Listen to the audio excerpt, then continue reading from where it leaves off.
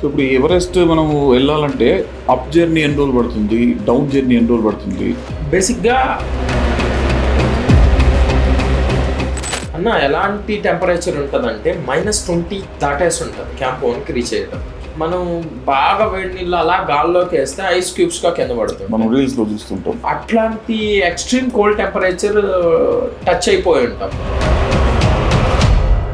ఆ 8000 మీటర్స్ దాటేస్తేనే dead zone అంటారన్న. సో ఆక్సిజన్ లెవెల్స్ 30%కి పడిపోయాయి.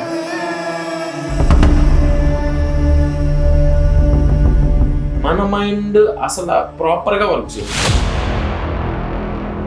High altitude more over. నిజం చెప్పాలంటే అన్న డెడ్ బాడీసే మనకు ఆహ్వానం పలుకుతుంది. ఎవరెస్ట్ మీద ఇప్పటికి 500 నుంచి 600 డెడ్ బాడీస్ ఉన్నాయి. ఎవరెస్ట్ క్లైమ్ చేయడానికి వెళ్ళి చనిపోయిన వాళ్ళంతా. ఈ డెడ్ జోన్లో నాకు ఏమన్నా అయితే నా ఇంట్లో పేరెంట్స్ బాధపడతారు, ఇదేంట్రా అనవసరంగా వచ్చాను అనిపించింది.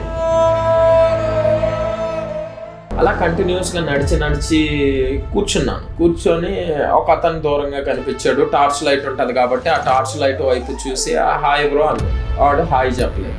వాడు ఏం చెప్పలేదని మనం తెలుగు వాళ్ళని అసలే ఖచ్చితంగా తిట్టుకుంటాం కదా. నా భాషలో చాలా తిట్టుకున్నాను. ఎవడరా హాయ్ చెప్తే హాయ్ చెప్పట్లేదు, బాయ్ చెప్తే బాయ్ చెప్పట్లేదు అని. క్లియర్గా చూస్తే డెడ్ బాడీ.